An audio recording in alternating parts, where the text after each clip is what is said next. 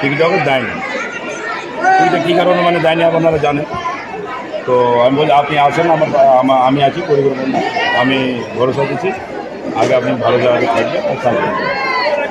তো বলছি দাদা, এই যে নির্দল থেকে নির্দলে মানে জিতার মতলব হলো ভালো মানুষ, ভালো মানুষ হলে নির্দলে জিততে পারে। আপনি তো জানেন, সব জানেন তো। ভালো মানুষ না হলে নির্দল থেকে জিততে পারে না। তো ব্যবহার ভালো ছিল, আমার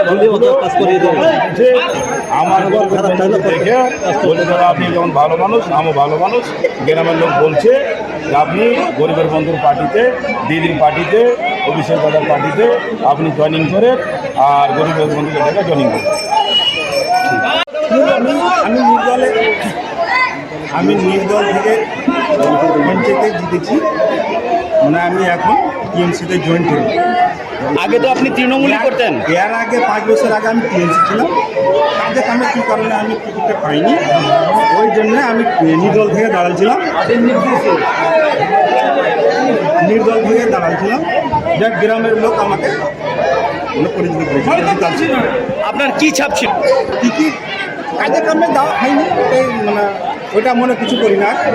হ্যাঁ, এখন নির্দল থেকে পাস হয়ে গেছি, এটাই মনের ভিতরে একদম আশাটা সব পূর্ণ হয়ে গেছে। এখন আমি ফের ওই টিএমসিতে জয়েন করলাম। মানে পুরনো দলে কেমন লাগছে? পুরনো দলে আমাকে ভালো লাগে, আমার দলটা পছন্দ করি, আমার দলটা বলছি সম্মান পাবেন আবার? অবশ্যই সম্মান ফিরিয়ে পাবেন, অবশ্যই পাবো, ভরসা রাখি। প্রার্থী কেমন? প্রার্থীর জবাব নেই, এত ভালো প্রার্থীর জবাব নেই। প্রার্থীকে আমরা কোনো টাইমে পাবো। লোক মানে এর আগে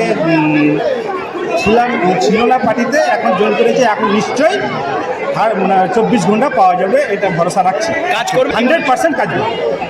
কি নাম আপনার? আমার নাম হচ্ছে আইজুর রহমান।